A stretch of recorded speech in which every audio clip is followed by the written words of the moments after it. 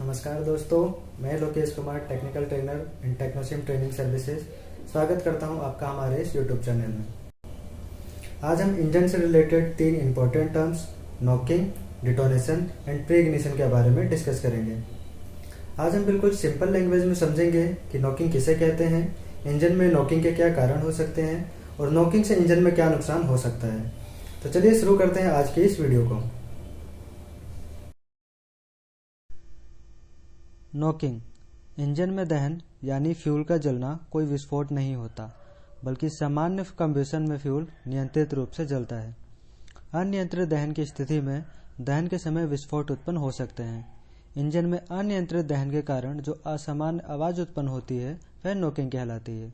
Engine में दहन के समय उत्पन्न विस्फोट के कारण इंजन से खटखट की आवाज आती है।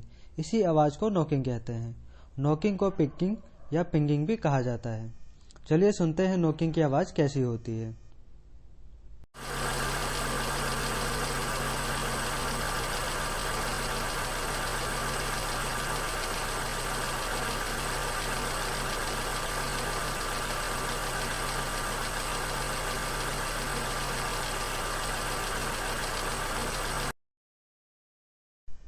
नॉकिंग इंजन में नॉकिंग मुख्यतः 2 कारणों से उत्पन्न होती है।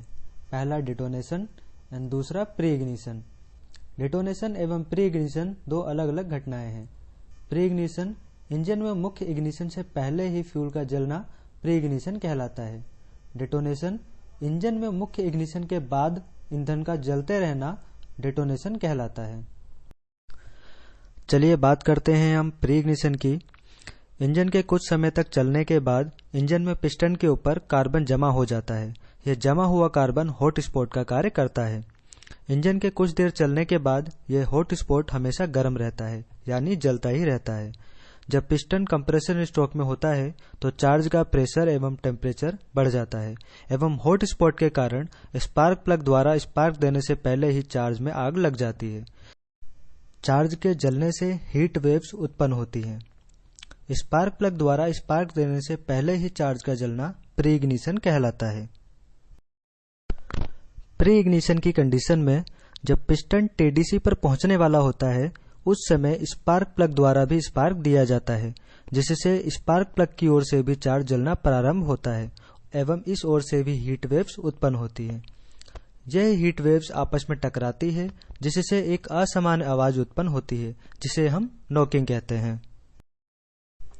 एक बात आप सभी याद रखिएगा, डीजल इंजन में प्री इग्निशन नहीं होता, क्योंकि डीजल इंजन में कंप्रेशन स्ट्रोक में केवल हवा का ही कंप्रेशन होता है एवं डीजल का स्प्रे कंप्रेशन स्ट्रोक के अंत में किया जाता है।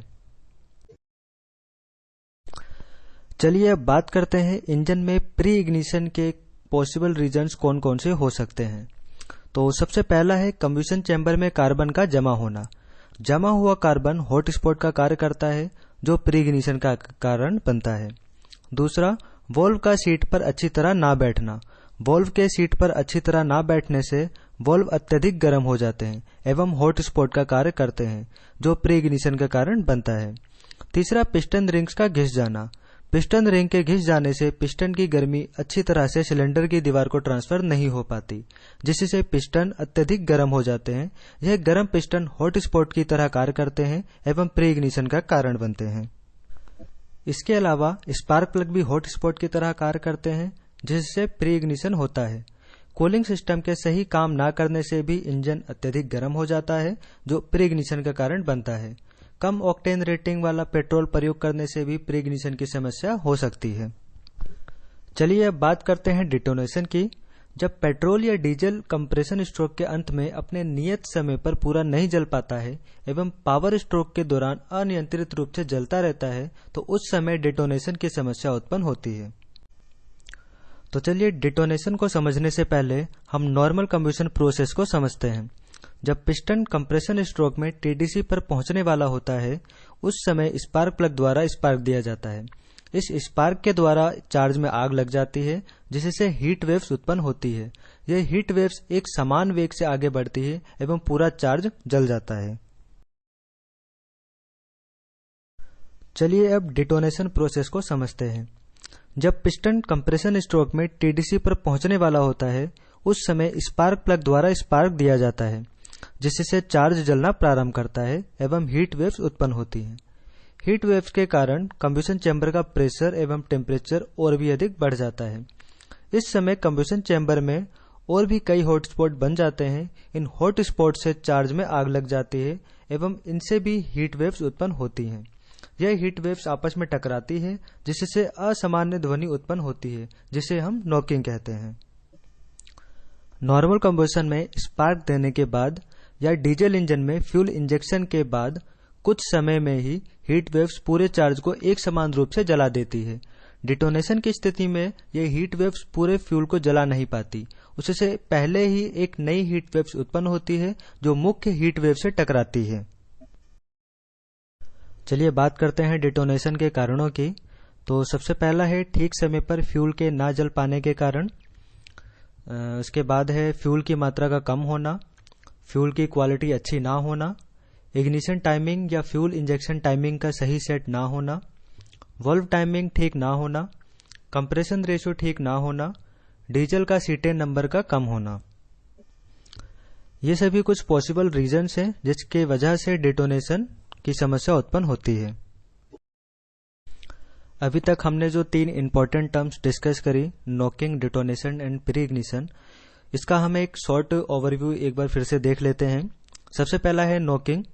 इंजन में अनियंत्रित दहन के कारण जो खटखट की असामान्य आवाज उत्पन्न होती है वह नॉकिंग कहलाती है।